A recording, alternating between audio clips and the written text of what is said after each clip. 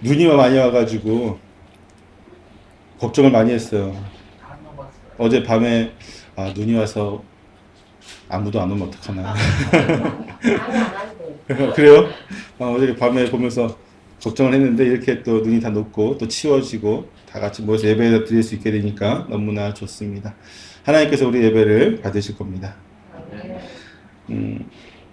여러분, 성경의 권위는 어디에서 오는 걸까요?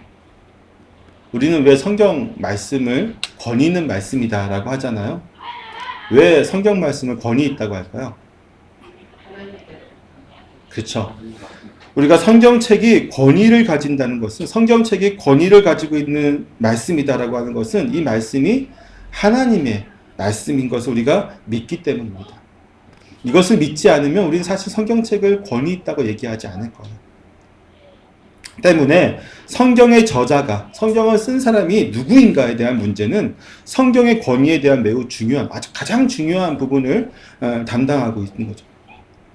어떤 책이 권위 있는 책인가 아닌가 하는 것은 그 저자가 누구인가에 대한 굉장히 큰 것이 좌우가 되죠. 우리가 만약에 필요한 지식을 얻기 위해서 어떤 전공 서적을, 어떤 전문적인 지식을 갖고 있는 책을 구입하려고 한다면 우리는 당연히 그 책에 대해서 가장 권위 있는 사람이 쓴 책을 구입하려고 할 겁니다. 누가 대학생이 쓴 책이라든지 전문 지식이 없는 사람이 쓴 책이라고 한다면 우리는 그걸 구입하는 것을 별로 원하지 않을 거예요. 그렇죠? 당연히 누구나 그 분야에서 가장 권위 있는 사람, 가장 그 분야에 대해 잘 알고 있는 사람이 쓴 책을 사려고 하는 것이 모든 사람의 공통적인 마음일 거예요. 왜냐하면 그 사람이 가장 권위 있는 사람이니까. 그 분야에서 가장 권위 있는 사람이기 때문입니다. 그만큼 책의 권위는 사실 책 자체의 권위가 있다기보다는 책을 쓴 사람이 누구인가에 따라서 가장 그 권위를 우리는 부여해요. 이거는 이 사람이 썼으니까 이 정도의 권위가 있어. 이 책은 이 사람이 썼으니까 이만큼의 권위가 있어. 즉, 누가 썼느냐에 따라서 그 책의 권위를 부여하는 것이죠. 때문에 성경책의 저자를 누구라고 생각하는지는 성경책에 얼마만큼의 권위를 우리가 부여하고 있느냐라는 것을 보여주고 있는 거예요. 성경책이 하나님의 전적인 하나님의 말씀이다라고 한다면 우리는 거기에 최고의 등급에 우리가 할 수 있는 가장 높은 권위를 부여할 겁니다. 그러나 만약에 인간이 썼다고 한다면 그렇게 부여하지 않겠죠. 성경의 저자에 관해 대해서 크게 세 가지 관점이 있어요. 하나는 당연히 성경의 진정한 저자는 하나님이라고 하는 관점이겠죠. 이 관점은 성경의 절대성을 부여하는 관점입니다. 이 관점으로 성경을 보는 사람들은 신구약 성경의 66권의 모든 성경책이 하나님이 직접적인 저자가 되어서 우리에게 특별하게 계시하여 주신 말씀으로 보기 때문에 성경에 나오는 모든 말씀을 절대적으로 우리는 신뢰하고 순종하는 거죠. 바로 우리가 여기에 속한 사람들입니다. 혹시 여기에 동의하지 않는 분들 여기 계십니까? 아니죠. 그러나 우리는 반대로 성경의 직접적인 저자를 하나님이 아닌 인간으로 보는 관점이 있어요. 이 관점을 가지고 있는 사람들은 성경을 하나님이 우리에게 주신 계시의 말씀이 아니라 인간의 역사 속에서 이루어진 어떤 결과물 정도로만 생각을 하는 것이죠. 때문에 이들은 성경의 모든 말씀을 다 부정합니다. 이들이 성경을 보는 관점은요, 인간 저자가 어떤 의도로 썼는지, 즉 이 성경책이라고 하는 이 글을 쓴 작가가 인간 작가에게 초점이 맞춰졌고, 또는 이 인간 작가가 어떤 기법을 사용했는지, 또는 이 인간 작가가 쓸 때에 어떤 역사적 배경 아래서 썼는지, 또는 저자가 몇 명이었는지, 심지어 이 사람들은 저자가 한 명이 아닐 거라고 얘기를 해요. 편집되었을 것이다 라고 많이 생각을 하거든요. 예를 들어서 이사야서 같은 경우는요, 우리는 누가 썼다고 얘기해요? 이사야가 썼다고 당연히 얘기를 하겠죠. 근데 이 사람들은 그렇게 생각하지 않아요. 이사야가 쓰지 않고 편집되었을 것이라고 생각합니다. 심지어는 자유주의 학자들인데요, 제1 이사야, 제2 이사야, 제3 이사야, 이렇게 몇 장부터 몇 장까지는 제2 이사야가 썼고, 몇 장부터 몇 장까지는 제2 이사야가 썼고, 몇 장부터 몇 장까지는 제3 이사야가 썼고, 이러면서 그걸 다 나눠요. 그러니까 한 명이 쓰지 않았다고 하는 거죠. 이렇게 그런 것에 이제 그런 문제들만을 이렇게 연구하고 또 고민하죠. 이러한 관점을 좀 더 이제 전문적인 용어를 사용하면요. 제가 얘기했던 것을 어떤 전문적인 용어로 얘기하면 역사 비평이라든지 문화 비평, 양식 비평, 전승사 비평, 기타 등등의 비평들이 있어요. 이렇게 이제 비평으로 연구를 하는 겁니다. 여러분 지금 제가 얘기했던 말들의 공통점이 뭔지 아세요? 뒤에 어떤 말이 붙었죠? 비평이라는 거 아닌 거죠. 비평. 즉 이들은 성경책을요. 오직 비교하고 평가하고 분석하기 위해서만 본다는 겁니다. 때문에 이들은 성경에 기록된 모든 기적을 인정할까요? 부인할까요? 부인하는 사람들이에요. 예수님의 동정녀 탄생을 비롯해서 모든 것을 이들은 부인하고 있습니다. 자유주의 신학이 바로 이러한 성경관을 가지고 있는데 자유주의 신학자 중에는 우리가 어릴 적부터 위인전기에서 보았던 슈바이처 박사도 포함되어 있어요. 슈바이처 박사는요. 예수님을 단지 스스로가 메시아라고 하는 착각을 하면서 살았던 인물로 보았습니다.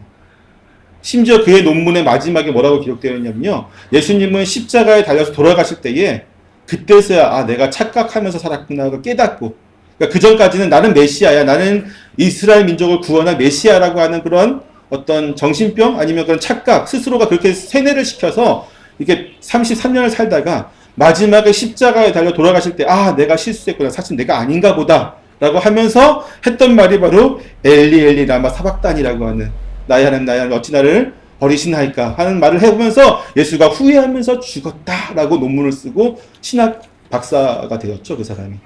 신학교 교수였습니다. 이제 자유주의 학자들은 이래요. 다.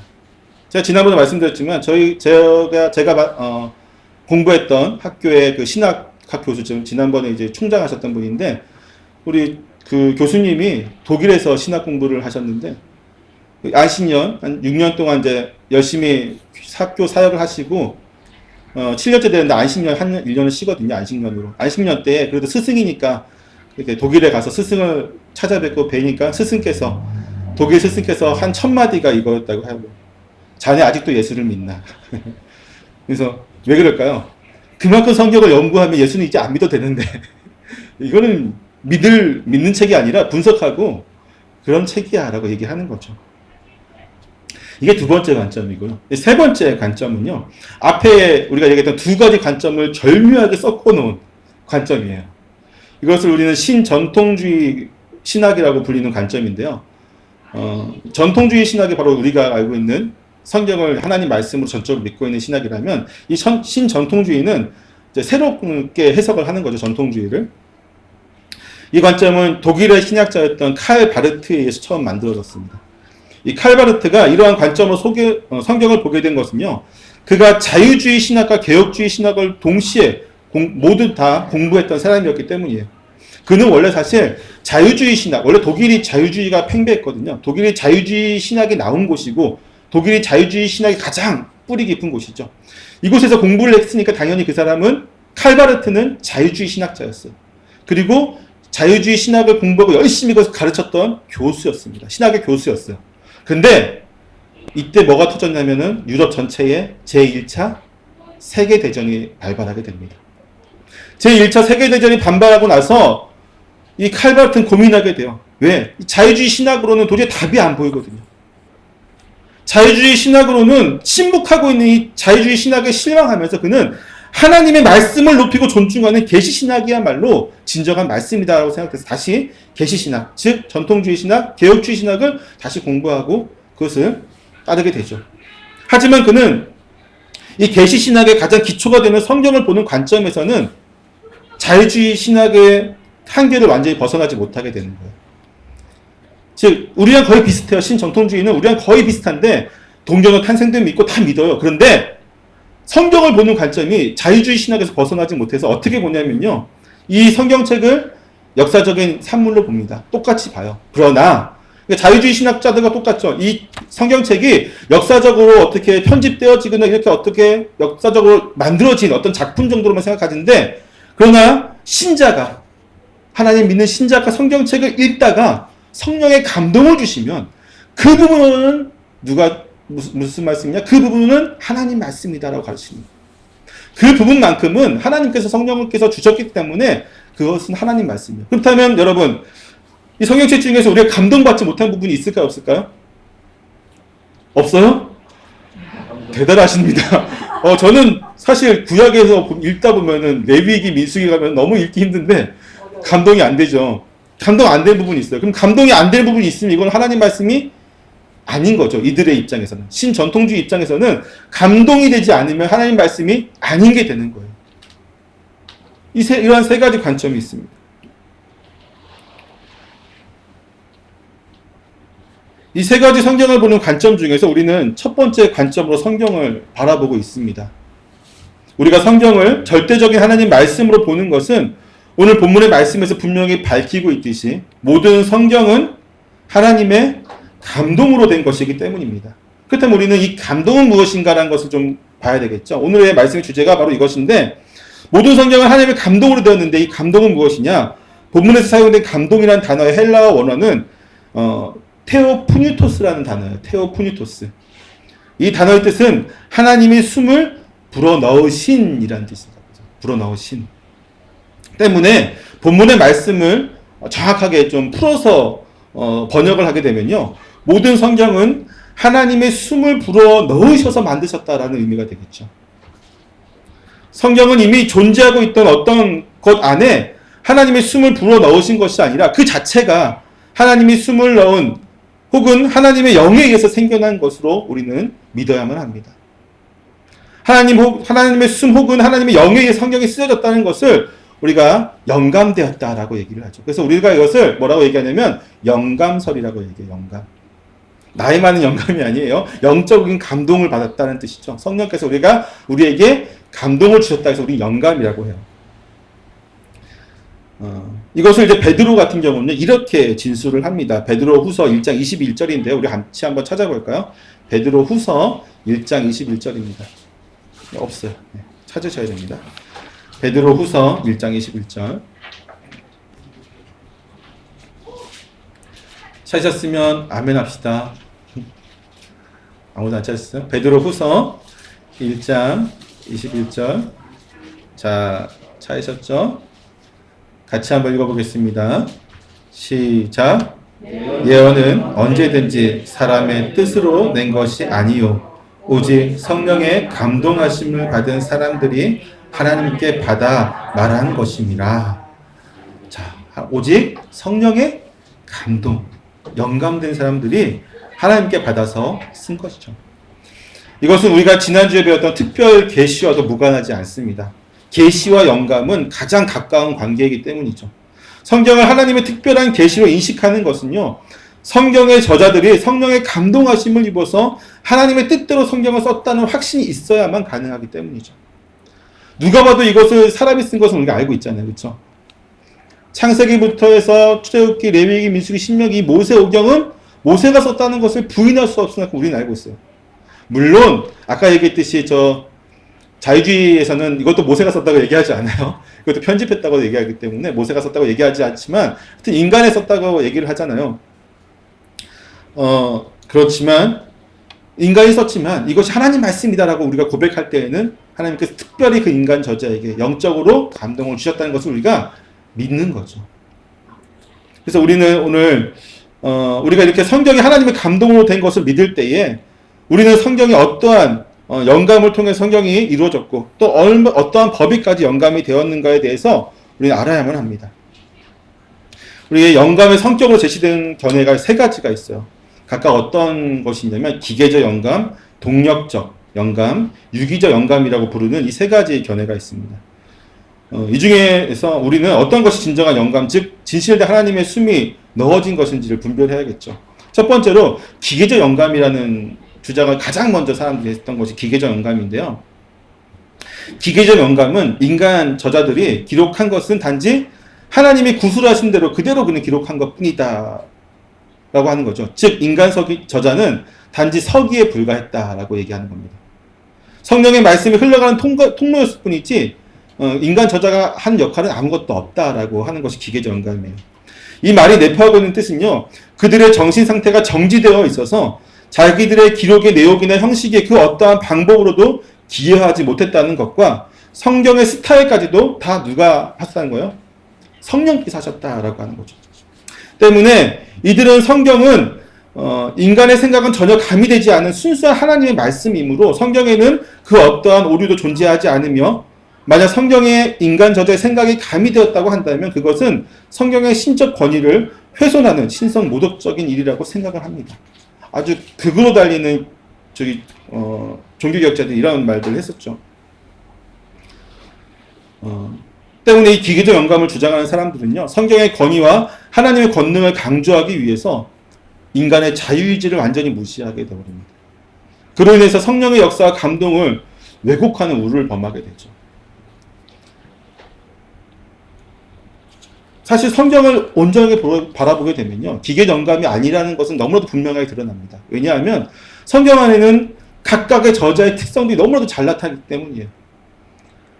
성령께서 다 통괄하시고 인간 저자는 단지 그냥 서기였다라면 성경의 모든 문체라든지 창세기부터 해서 요한계시록까지 모든 스타일이라든지 문체라든지 어떤 단어라든지 모든 것이 일괄적이어야만 할 거예요. 그렇죠? 그렇지만 다 틀려요. 똑같은 예배라는 말을 쓸 때에도 인간 저자에 따라서 누구는 아바드라는 단어를 쓰고 누구는 다른 단어를 쓰고 단어를 다르게 쓰거든요. 두 번째 이론은요, 역동적 영감 혹은 동력적 영감이라고 번역을 하는 영감인데요. 이 이론은 이제 우리가 아까도 얘기했듯이 두 번째 성경적 관점, 그 자유주의 신학자들이 주장하는 겁니다. 이 이론을 가장 먼저 얘기했던 사람이 자유주의 신학의 아버지라고 불리는 슐라의 에르마허라는 사람인데요. 이들은 성경의 책들을 만들어내는 일에 있어서 성령의 직접적인 활동을 다 부인해요. 그 개념을 저자들의 일반적인 영감으로 대치시켜 버립니다. 이것은 이제 일반적인 영감이라는 것은 어떤 것이냐면요, 그냥 우리가 찬양을 하거나 아니면 뭐 말씀을 듣거나 성경책을 읽거나 그냥 주님의 일을 할 때에 어떻게 감동을 받을 때가 있잖아요. 그 정도만 보는 거예요. 여러분 어느 날 기도하다가 감동받을 때 있죠. 아니면 찬양 하다가 감동받을 때 있잖아요. 아니면 말씀 들을 때도 감동받을 때 있잖아요. 그 정도의 감동. 이 정도의 감동으로 성경책을 쓸 수 있을까요? 그러면 우리가 다 성경의 저자가 되었겠죠, 벌써. 이 정도의 감동으로는 성경을 할 수 없어요. 근데 이 개념을 주장하는 사람들은 이 정도의 관념으로도 충분히 성경책을 썼다라고 하는 거죠.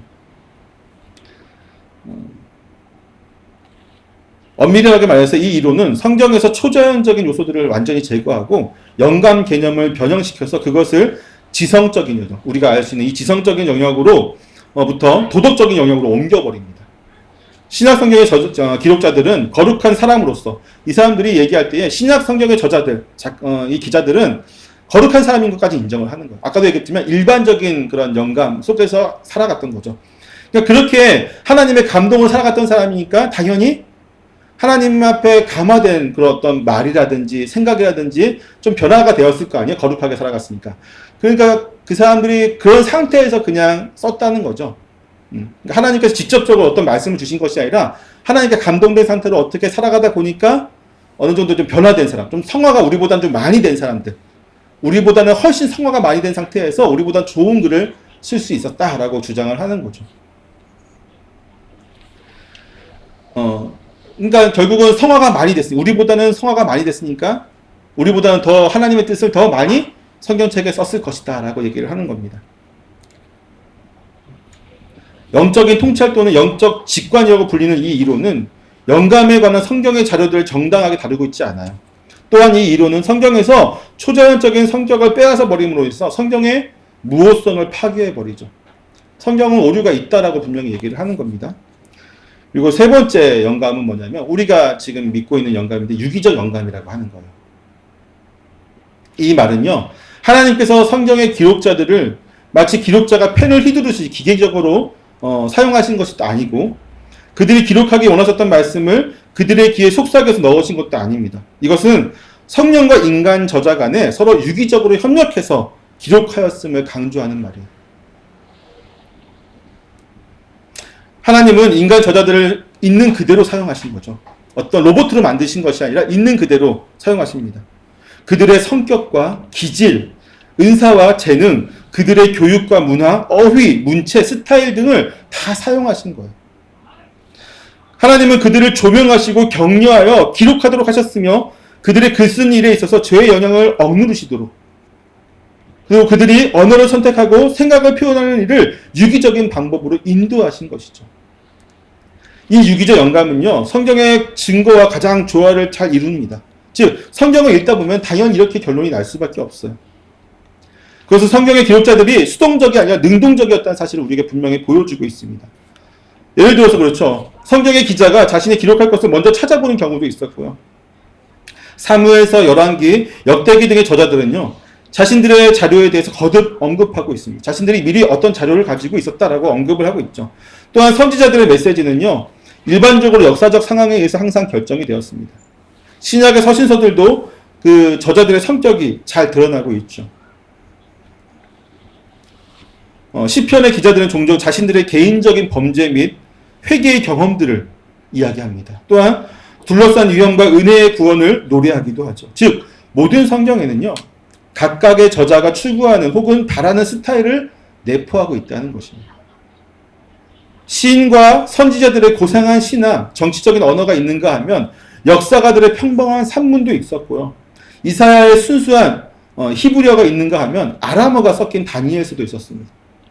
또 논리적인 바울의 스타일도 있고 단순한 요한의 언어도 있었습니다. 기록자들은 자기들의 문학적인 작품마다 자기 자신들의 개인적인 흔적과 자기 시대의 흔적들을 남겼던 것이죠. 때문에 성경이 기계적으로 영감된 것은 아니라는 사실을 우리는 분명하게 알 수 있습니다. 성경 자체가 그것을 증거하고 있기 때문이죠. 성령께서는 기록자들을 당신께서 그 사명을 위해서 그들을 육성하신 그대로, 즉 이런 거예요. 바울이라고 하는 사람을 이렇게 위대한 자로 쓰시기 위해서 하나님이 이미 그 전부터 그를 그렇게 훈련시키셨다는 거죠. 바울이 가장 좋은, 가장 뛰어난 가말리엘 문화에서 공부를 하고 가장 높은 지식을 소유할 수 있었던 것은 하나님이 그를 그렇게 이미 하나님을 믿기 전부터, 예수님을 믿고 구원받기 전부터 이미 내가 쓰고자 하셔서 그렇게 훈련을 시키신 가운데 하나님이 그를 변화시키시고 훈련받은 대로 그를 사용하셨기 때문에 그는 그 놀라운 일들을 감당하였던 겁니다. 이것을 우리는 유기적 영감이다 라고 얘기를 하는 것이죠. 그 다음 범위에 대해서 또 우리가 봐야 되는데요. 역사의 과정에서 사람들은 영감의 속성에 대해서 뿐만 아니라 영감의 범위에 대해서 다양한 관점을 가지고 왔었어요. 특히나 여기서 세 가지 관점을 좀 살펴볼 건데요. 하나는 무엇이냐면 부분적 영감이라고 하는 거예요. 18세기의 이신론 및 합리주의 영향을 받은 사람들은요, 자유로운 영감관을 열정적으로 주장했고요. 신학계는 이것을 즉각 받아들였습니다. 어떤 경우에는 교회에서까지 그 추종자들이 생겨나게 되었습니다. 원래 개혁주의 신학자였던 르클레는 나중에 암스테르담의 알미니안주의의 교수가 되어서 성경의 역사적 부분 중 많은 부분을 영감을 부인하면서 가르치게 됩니다. 사도들이 쓴 부분을 영혼의 기능에 의한 일종의 계몽 및 강화로 바꾸었으며 선지자들 쓴 부분을 그들이 계시를 받은 그 시대에 국한된 것으로 이야기를 합니다. 이 장클레 이후부터 영감의 교리를 적어도 약간의 의미에서라도 유지를 하기 원하는 사람들은 영감의 정도에 대해 말하는 것이 아주 보편화되기 시작을 한 거예요.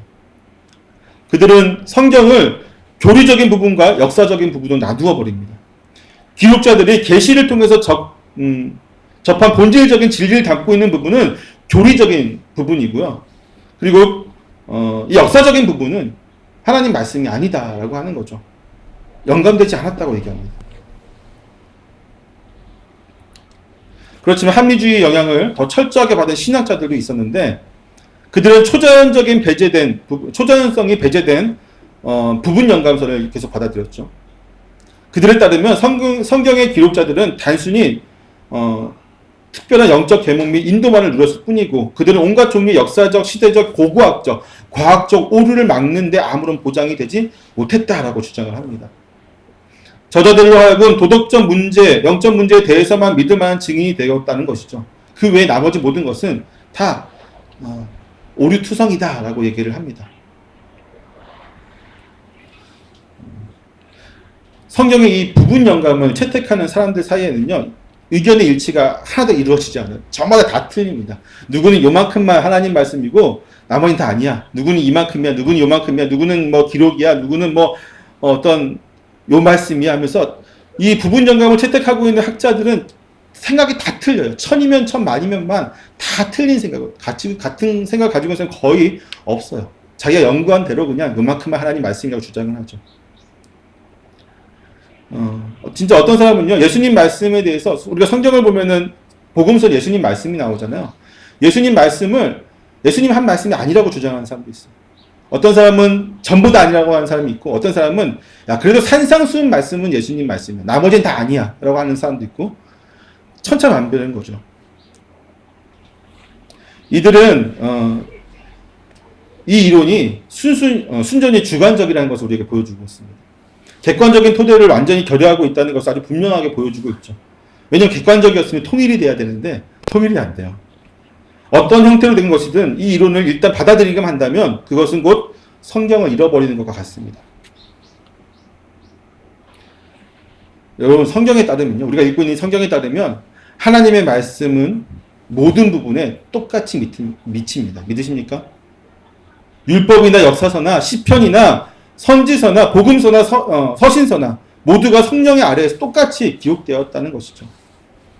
성경의 어느 부분에 호소하든 그것은 하나님의 말씀에 호소하는 것이고, 따라서 우리가 하나님께 직접 호소하는 것이 되는 것이죠. 성경은 이것을 여러 가지 방식으로 말하고 있습니다. 우리는 그리스도의 양성이 어떻게 상호 관통하는지 설명할 수 없듯이 성경에서 신적인 요소와 인간적인 요소가 어떻게 상호 관통하는지, 상호 유기적인 연합을 하는지 설명할 수는 없어요. 사실 정확하게 설명할 수는 없습니다. 성경은 스스로를 하나님의 하나의 유기적인 전체로 제시하고 있을 뿐이죠. 여기서 이 부분은 인간적인 부분이고 이것은 신적인 부분이다 라고 할 수가 없다는 거예요.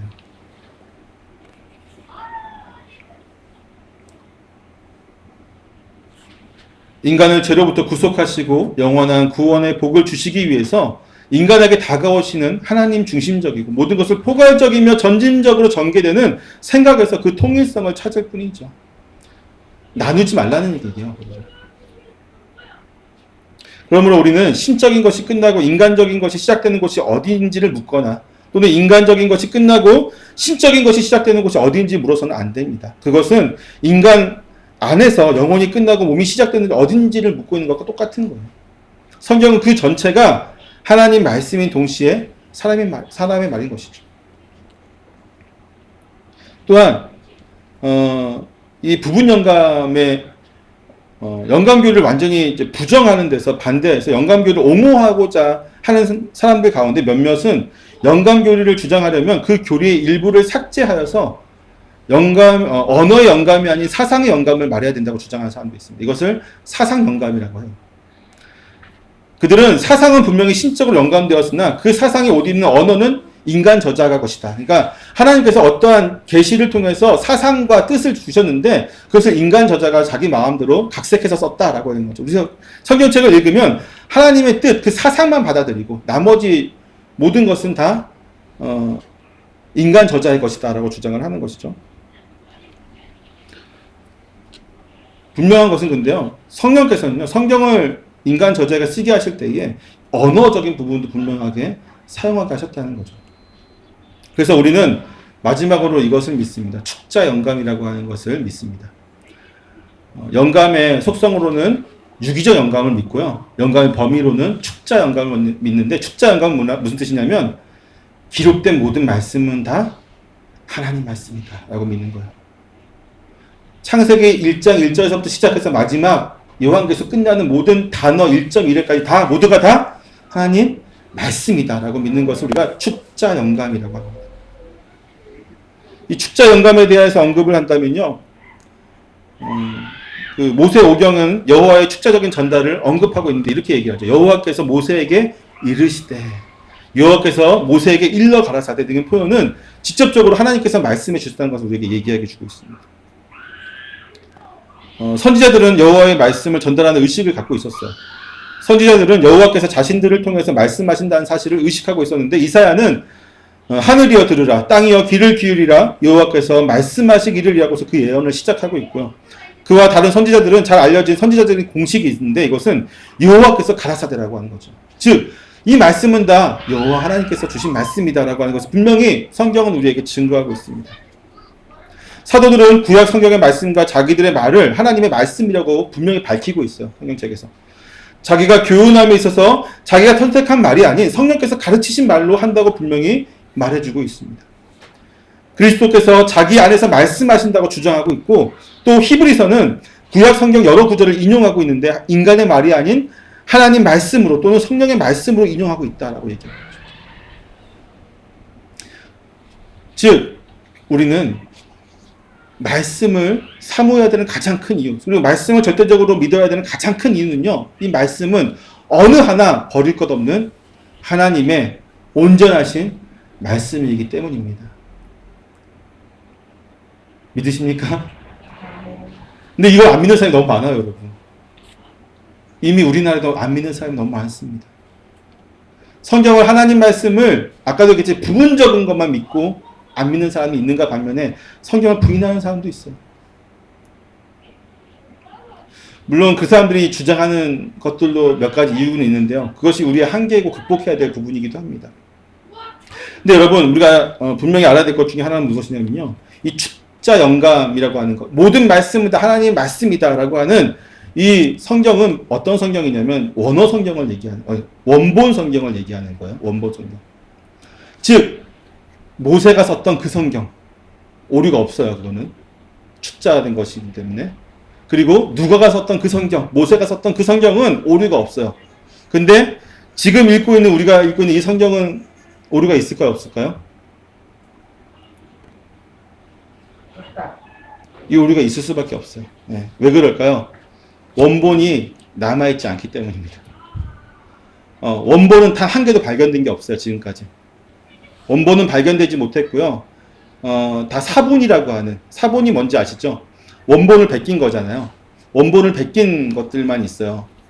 그래서 원본을 베낀 것들, 사본들을 모아다가 이제 성경책을 만든 거죠. 근데 문제는 뭐냐면 성경이 엄청 많잖아요. 그쵸? 66권이고 엄청 많은 것을 베낀다고 생각해 보세요. 인간은 혼자서 이렇게 베끼는데 실수가 있을까 없을까요?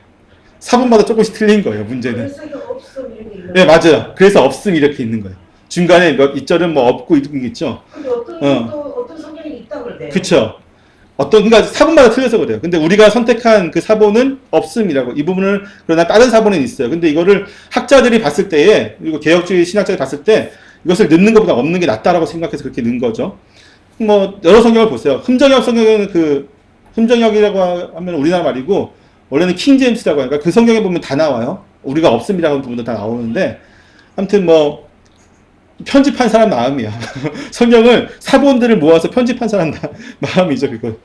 그래서 우리가 가지고 있는 성경은 원본이 하나도 없기 때문에 사실 오류가 있을 수 있다는 것을 우리는 인정을 해야 돼요. 그렇지만 우리는 거의 한 97, 8%, 9% 정도는 거의 원본에 가깝게 갖고 있다고 생각을 해요. 예, 왜냐면 사본들이 대부분 여러 개 있잖아요. 다 비교해 보니까 미세하게 틀리거든요. 조금씩 틀린 부분이 있어요. 나머지 부분 다 같으면 원본이랑 똑같다고 볼 수 있는 거잖아요. 그렇죠? 그래서 거의 한 98%, 9% 정도 비슷하다고 봐요. 원본에 가깝게 있습니다. 그래서 오류가 있을 수 있다는 것을, 정말 조금이지만 있을 수 있다는 것을 어느 정도는 인정할 필요가 있어요. 그리고 또 두 번째 문제는 뭐냐면, 우리가 지금 이 성경책을 히브리어나 헬라어나 아람어로 보고 있지 않죠. 성경은 히브리어, 헬라어로 거의 쓰여졌고 중간중간에 아람어가 좀 들어가 있어요. 그래서 총 3가지 언어로 쓰여져 있는데, 우리가 그 성경으로 보고 있지 않고 우린 무슨 성경으로 보고 있어요? 한글 성경으로 보고 있죠. 이 번역을 하면요, 좀 문제가 있어요. 그렇죠? 제가 그래서 항상 이제 어떤 중요한 단어는 원어적인 뜻을 설교할 때 따로 얘기하잖아요. 오늘도 얘기했듯이 감동이라고 우리가 번역을 했는데, 감동의 정확한 뜻은 뭐였어요? 하나님께서 숨을 불어넣으셨다, 불어넣으신, 뭐 이런 뜻을 갖고 있는데, 그렇게 장황하게 이렇게 풀어가지고 직역을 해가지고 했으면 좋을 텐데, 모든 성경을 이렇게 번역을 할 때 직역을 하진 않아요. 그래서 그 나라의 문화라든지 지식이라든지 그 나라 사람들이 가지고 있는 어떤 정서를 가미해가지고 번역을 하거든요. 지난주에 선교사님 오셔서 말씀하셨죠? 어떻게, 예, 그래서 그 나라 사람들이 만약에 뭐 양이 안 키우는 나라 사람들이라면 양이라는 말 말고 다른 말로 이렇게 쓰듯이, 하여튼 성경은 그 나라 사람들, 그 종족들, 그 민족들에 맞춰서 이렇게 번역이 되기 때문에 당연히 오류가 있을 수밖에 없어요. 예. 그 부분들이 분명히 있지만, 우리는 그럼에도 불구하고 우리는 분명히 이 말씀을 온전히 믿어야만 합니다. 문자적 해석을 그래서 어떤 사람들 문자적 해석은 잘못된 거야, 무식한 거야 라고 얘기하는 사람들이 있어요. 근데 과연 이것이 나쁜 것이냐 하면 그렇지도 않다는 것이죠. 예를 들어서 그렇습니다.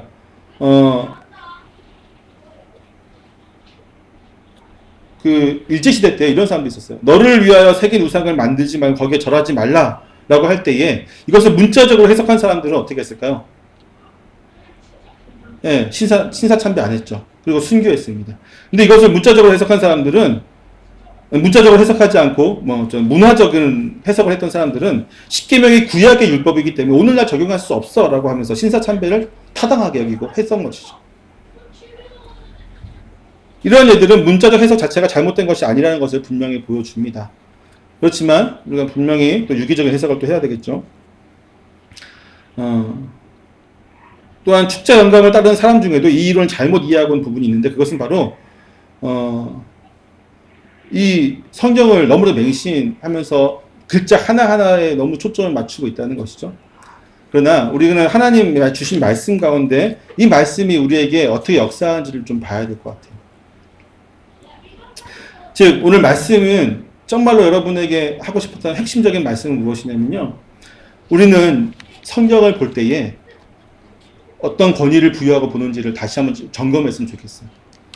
오늘 말씀을 통해서 그냥 목사님이 읽으라고 해서 읽는다, 아니면 뭐 큐티 해야 되니까 하고, 아니면 그냥 오늘은 성경 읽고 싶어서 읽고 그런 것이 아니라 정말 성경 읽을 때마다 이것은 하나님이 나에게 주신, 우리에게 주신 특별한 계시의 말씀이라고 하는 그런 인식, 그런 생각, 그런 믿음을 가지고 한 글자 한 글자 읽었으면 좋겠어요. 그냥 책 읽듯이, 소설책 읽듯이, 그냥 문학책 읽듯이 읽는 책이 아니라 하나님이 우리에게 주신 구원을 위해서, 여러분과 저에 대한 구원을 위해서 주신 그 특별한 말씀인 것을 인식하면서 그런 권위를 부여하고 읽을 수 있는 저와 여러분 되시기를 축원합니다. 기도하겠습니다.